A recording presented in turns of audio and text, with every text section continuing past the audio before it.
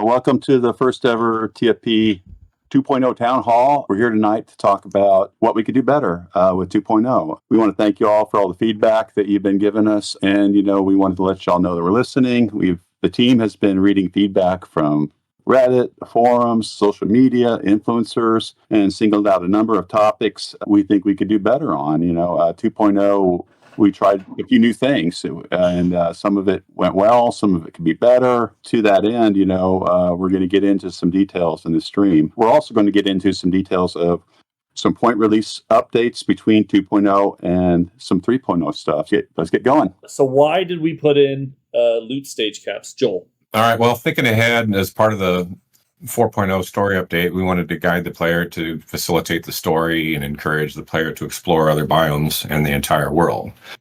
After listening to the community and examining the system, we agreed this is not needed and removed it for the next patch. The game already has loot biome bonuses and POI loot bonuses per tier, so there is already incentive to explore the world and move on. The loot stage caps, they're gone.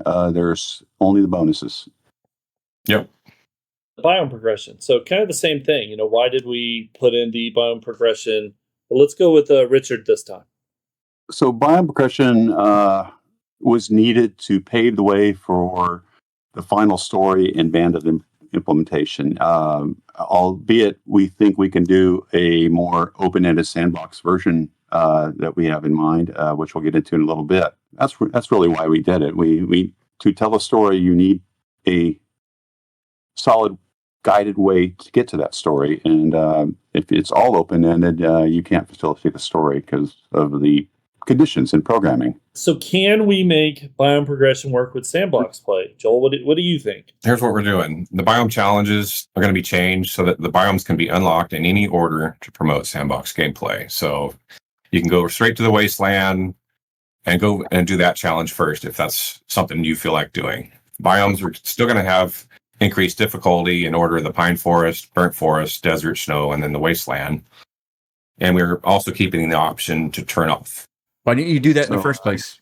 We can do that, and it still facilitates a story mode, if you will. It won't break it. To speak to that a little bit, we all wanted to enjoy a story mode with the 4.0 update, but we also want to acknowledge that the sandbox way is a fun way to play, nomadic, and we had 16 alphas that did not have quests, and so we'll get into that later, as Lathan said. But let us move on to the next question. So can we make biome progression more immersive and realistic? Let's start with Joel on that one. Badges? We don't need no stinking badges. I had to do it, so it's fine. The badge idea. references. So we're going to do away with the badges, but let me get to that after we talk about it a little bit. The badge idea came from the mindset that we didn't want players to have to swap out armor or clothing items whenever they wanted to go to a different biome. The Barbie dress-up game was just, I've done it in ARC and other games, and it just wasn't something we wanted to do. So we're trying to find another way around that. The thought was to give the player a generic item that wouldn't be a piece of gear. So by learning all about the biomes and completing their challenges, you were essentially earning a scout badge. So what we're going to do is badges are going to be changed to various survival kits to have a more immersive theme, and they will include different themes of personal protective equipment. So, names and objects are a little subject to change, but the general idea right now is, smoke survival kit for the burnt forest. You're going to have a firefighter respirator, and that'll be an actual item you equip onto your avatar. But it'll just be an icon. There won't be a physical thing you see, but you're going to actually have an item that you craft and place on your character to combat the smoke effect. And an interesting gameplay element there is, when you die, that's going to be removed from your character and you won't have immunity to that biome anymore. So you might be I like that. prepared by having a smoothie, which is going to be changed to another item. We'll get to that. Or a backup firefighter respirator, on your motorcycle. So preparation will be rewarded. The last stage of the challenge would allow you to craft the item, and it would also allow you to craft one for your friend who joins, so that he wouldn't have to go through the biome immunity challenge himself if he didn't want to. So you can keep your playing with your friends better. Yeah.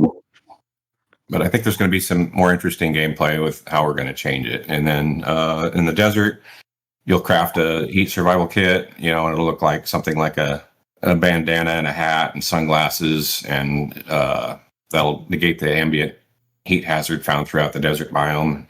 And won't protect you against, none of these will protect you against the storms, but they will give you protection against the default biome negative effects. The cold survival kit, it's kind of like one of them full balaclava, I guess you call it. I don't know how to pronounce it even, but one of them winter masks and some snow goggles. And then we'll have a radiation survival kit, and that's going to look like a biohazard mask with filters. And then the player model will not show any of these items, but you'll have an icon and the description of it, and it'll be an object that you craft. The new biome survival kits will become craftable unlocks. I guess Rick just covered that. I'm just going through the notes here, make sure we don't miss nothing. And I can show it real quick, but it's going to show the old icons. So we have not switched the icons. But if you guys want, I can show kind of what it's going to look like on the character frame. Well, I mean, we had all this shit, dude. We had all this shit already. And the icons haven't been changed in names, but, we are actively working on this plan that we think will make the biome progression and other aspects better. Yeah. I'm sorry, but that's fucking infuriating, man, because I'm playing Alpha 16 and I've got a whole fucking mess of slots, man. I've got puffer coat, I got poncho, I got all this other shit. And they take it away to add this dumb shit, and then now they're adding it all back again.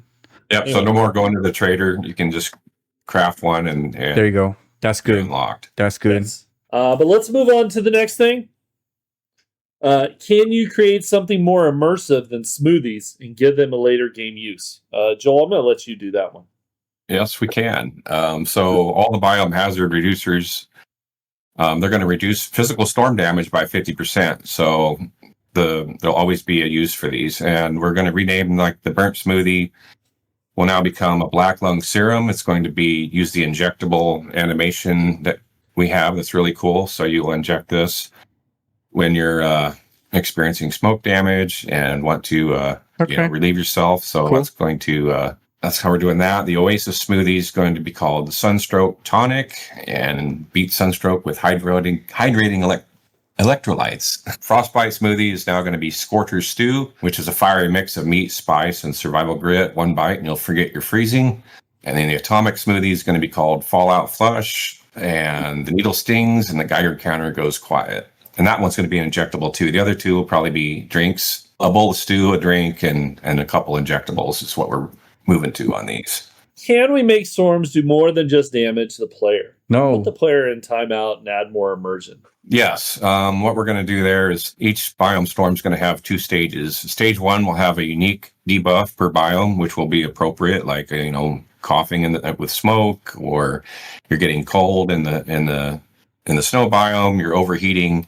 In the desert, we're basically bringing back proper weather survival paired with this. So you start getting cold, so to speak, and with a cold debuff. And then after you've been out in the cold too long, you'll start taking physical damage like the current 2.0. So in the burnt forest will be smoke inhalation, desert will be sunstroke, snow would be frostbite, and the wasteland would give you radiation sickness. All these debuffs increase over time when you're outdoors in the storm. All the stage 1 debuffs recover over time when you're sheltered, escaping to a different biome or outdoors, or when the storm is over. We're reducing storm damage to encourage getting out into the storms more. It's probably still going to be pretty rough in the wasteland, but the burnt forest will be the least hard to survive in, and each biome will get a little nastier. We're considering giving a greater chance for storm zombies to drop loot bags to give the brave players a risk-reward option during the storms. We're considering adding mild storms that only do stage 1 debuffs.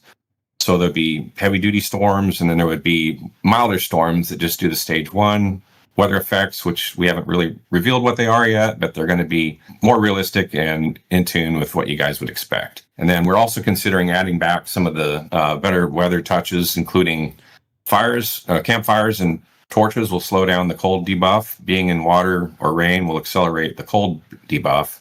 Being in water or rain slows down the heat debuff. and we're keeping the option to turn off storms. Sean's been working on storm duration frequency to make it a little shorter. We're working on some options to decouple storm duration and storm frequency, potentially store damage in game options in a future patch. So far, so next good. Question. Can we make storm gear or mods to survive better in storms? Yes, we can. I think we're going to. We haven't decided 100%, but we do want to bring some items back that will help combat this stuff. So we're thinking insulation mods and possibly tiers of those that will increase the amount of time that you can be out in a storm during stage 1. These new mods can only be equipped in the chest slot, which prevents stacking. And alternative, we're talking about, maybe even bringing back clothing items. You won't really see them, but it'll be an icon and a description, so there could be tiers of clothing possibly that you could find, and you equip that into your armor. So you could find maybe like a hat, a beanie to go into your helmet,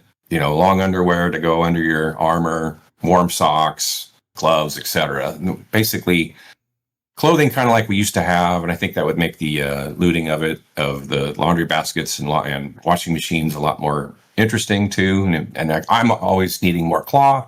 Scrap it if you don't need it, just like the old game. So we're talking about that and seeing how that can work. Can we make more options to control storms in the menu?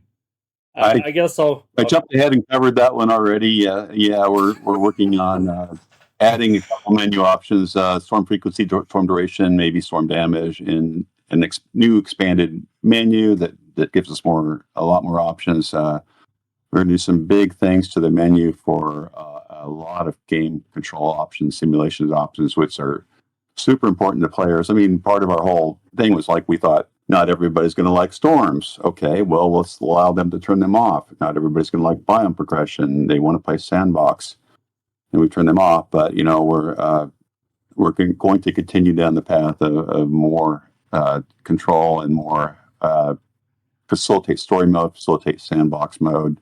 Can you make the new enemies fit better into the 7 days lore? We've already started on that, and we're modifying the Plague Spitter to fit our kind of central Arizona lore with a Native American looking Indian. The game is set in central Arizona where there's the Apache. So we're pulling it back into that lore. So we're kind of leveraging what we've been talking about. You've all seen the painting of the Duke in the game, and he's a Native American. So we want to start working more on that. And that was kind of coming with the Bandit update, but I thought, well, why not make this Plague Spitter kind of tie into that? So we've got a new model for him. We're also doing the Frost Claw to kind of look more like a lumberjack or like a mountain climbing mountain man badass guy. We're working on him. I don't want to show him and then have him change and everybody go, oh, he was perfect, or he sucks. I don't know. Anyway, we'll show them when they're done. But rest assured, they look like zombies and special infected, and they're not too fantasy, So we listened to your feedback and got to thinking about it, and we agreed. So we're getting those redone. Hope you all like it. Love it. Okay, next question. Can you spawn less of the new enemies in the desert and snow biomes? That's just a balance thing. I'm going to take this one, apparently. I'm going to take that one. Just say yes. Yes, we can. That is all. We've been working on a third-person camera for a while.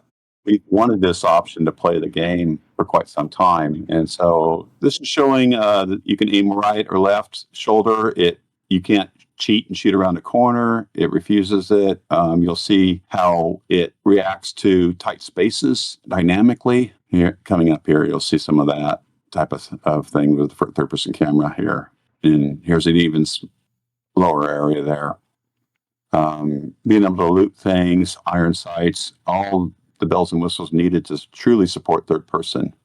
So, a lot of requests came for that.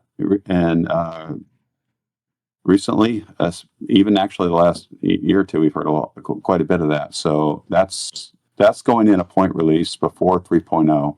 The next topic is a lot of requests have come from tinting, and I'll let Joel talk about that.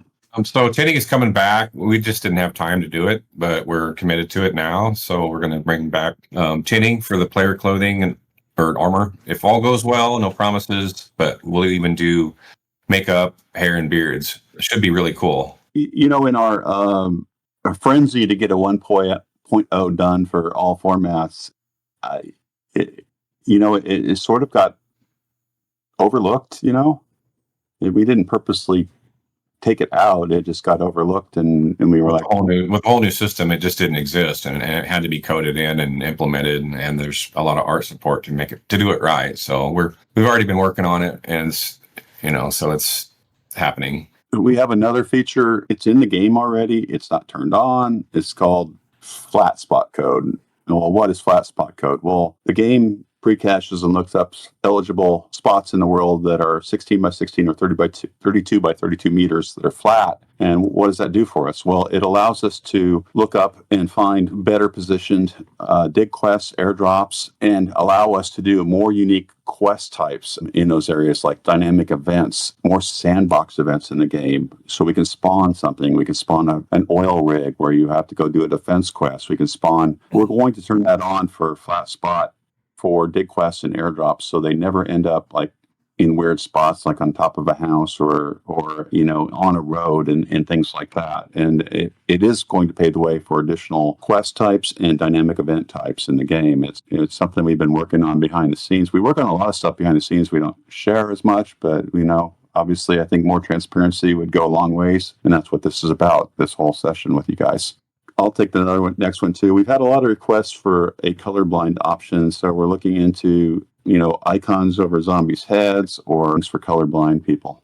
More accessibility options. Yes. The next topic is more weapons. Everybody wants more weapons.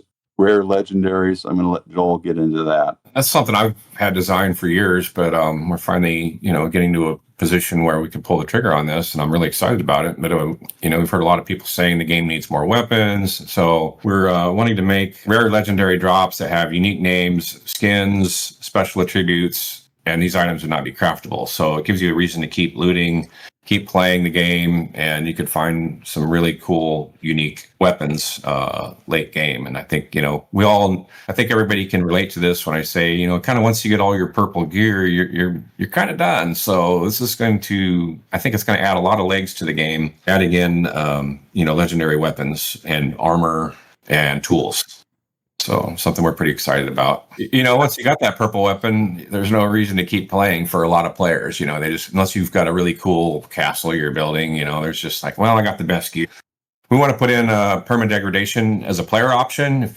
And so all those parts that you're looting, or, maybe your purple one's about to wear out. Well, the green one that you still have from earlier, it's going to come into use. I'm going to use that as my backup gun. So, having your items degrade, maybe not for everybody, but I think it's going to definitely add a little more tension to the game, to where you're always, it's going to slow down the power curve a little bit. I think that makes it interesting, and it gives people a reason to kind of keep going too. And pair legendaries in with that, it's really going to be fun. The next topic, we've had a lot of folks say, put the sand back in the sandbox, make this game a survival game again. We had 16 alphas that were all sandbox, and you guys, have abandoned your roots. We love to support sandbox. We have basically kind of two versions of the game we're moving towards, where you would pick sandbox or story mode. And we want to truly support sandbox, similar to some of the previous older alphas. So we're discussing some game options to turn quests on and off, turn trader selling on and off, adjust food abundance, water abundance, ammo abundance, net abundance, weapon and parts abundance, more difficulty settings, advanced difficulty settings, allowing damage given and damage received to be adjusted separately, along with, we may solicit the community for additional sandbox options they would really like to see in the game. An expanded new menu will allow us to kind of go nuts with game options there. Bigger backpack, hell yeah. Now keep in mind, everybody, this is not a finalized list. Do not be writing this down and saying, hey, this is exactly what they're going to put in. We're just giving examples of things that we could put in. Mm-hmm. So nothing is set in stone. They're just ideas. But a lot of those sound like easy to do things that we would like to do, because like Rick said, we want you to be able to customize your experience. We realize there's a lot of diverse tastes in the style of game you want to play here. So we're attempting to accommodate and make as much of the audience happy about what we're doing as possible. So to that end here, let's get into the next topic. We want more stations in the game. Joel, what are we thinking there? You know, we've had a lot of requests about adding more stations to the game, and it's funny because I was reading in the chat one of the actual items that's coming, but here's some new stations we're considering, and I've got designs done for, but we're looking at an apiary bee farm, so you can make honey, because you're always getting infected, and I think it's something that every player would love to craft, and and there's going to have Oh my 3 God. upgrade slots to it, just like the other workstations. And then the next up, so we want to do a chicken coop so that you can have a passive supply of eggs and feathers. That'll have mod slots as well, to improve functionality and performance, all those things. And then the other one we're considering is like an electric or industrial stove, so that you can cook way faster and more stuff at once. So Darkness Falls. Got it. Okay. Obviously, there's probably more station types we might consider. We might even ask the community, what do you guys want? So let's get into a little bit about 3.0. We know what's coming to 3.0. We've done considerable work towards Bandits. Some of the AI pathing has been worked on. We have 12 game stage Bandit models that are in, most of them are like 90% done, but have a substance designer pass done to them. There are some where Marks are working, where they're like yelling at you and communicating with you in combat. So we're working on designing them with progressive inventory and capabilities, like including melee, ranged, thrown items like grenades, Molotov cocktails, and self-healing. We'll be supporting fetch and clear quests, but we are really hoping to get in something we're super excited about. We've never told the community. So we want to do a new quest type called Blow Up the Building, and we've been working on a stability system where the blocks are grouped into larger sections and fracture. And Lathan is going to show you a video of an early video of blowing up a building. Particle effects are placeholder, but this gives you an idea. This is going to facilitate a much faster experience for destroying a building, and so we're super excited about that quest type. You go in, you plant several charges, and then you go out and you hit a detonator. And who doesn't want to do that in a game with bandits? I mean, really. And regular destruction will use the new system too. So if the zombies knock your fort down, instead of a bunch of little pieces falling straight down, you'll have these organic chunks falling and tumbling. We'll be adding improved VFX, debris meshes, improve how terrain is augmented when it falls, and all of that to wrap this up nicely. We've been dreaming about that quest type for a long, long time. Yes. I think we've been talking about it for a decade, maybe. Feels like it. I don't know if there's additional kind of questions we could field, but I think we've kind of got through a majority of what we wanted to cover tonight. The only problem is, everybody, your questions flow down the screen, so it's hard for us to pick your questions out. Okay, well, I think this is probably where we should stop. Actually, hold on. I did see one. Workshop, because I saw someone saying something about it earlier. We told you a while back that we're doing that. Well, that is in the plans. Hey, yes, we have a staff member. Many of us love mods, support mods, have done so much work to make sure mod support is working no matter what we do. That's part of our DNA. We're not against the modders, we're with the modders. We're for them. Just so you all know, we can't do everything that we want, but sometimes they can. And that's good. Yeah, we have a roadmap that we are focused on. So, I mean, it's good if it can add in different things. But, the bandits y'all keep bringing up, we are working towards them, as we said just a minute ago. And, that's where we're going to try to stay focused on that. Just so you know, when we're reacting to feedback and we're changing our production plan, we are effectively delaying bandits. Just so you know. Shut up. So when you request a lot of stuff and you come in numbers and you're saying we're going to do this, that costs us time. But if you want storms to be better, you want progression to be better, then we're gonna commit that time to it, and we're gonna do our best to try to deliver at Bandits as well. But it will impact some of our staff. And Bandits, we just really want to get right, so that's why it's just taking a little bit, because we have a lot of ambitious goals for it with a voxel game. So, we'll get there. And as we said earlier, what is it? 13 different ones. That was crazy. So. Yeah. I'm going to spoil something a little bit right now. Oh, crap. But don't worry. If you've been paying attention to the shirt I'm wearing, these shirts, a limited edition, will be coming to our merch store soon. This is the Mo Power shirt. It's got logos on the back, the sleeve. There's a hat too. And I'm going to spoil one other thing. The hat and shirt version, the almost exact version, are going to be Twitch drops in the game coming up soon. So, Lathan, you don't have to worry. I spoiled soon. Yeah. As well as some of the other in-game brands that y'all love. So, Working Stiff, Tools, Passing Gas. I can't remember what else. Yep. What else we did. Yeah, I think they should stop there.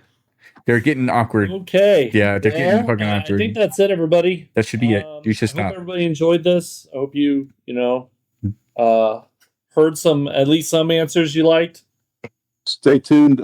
Some of these features will be coming in fairly soon, patches, and some will be sprinkling patches that propagate a lot of the stuff we talked about between soon and as time permits.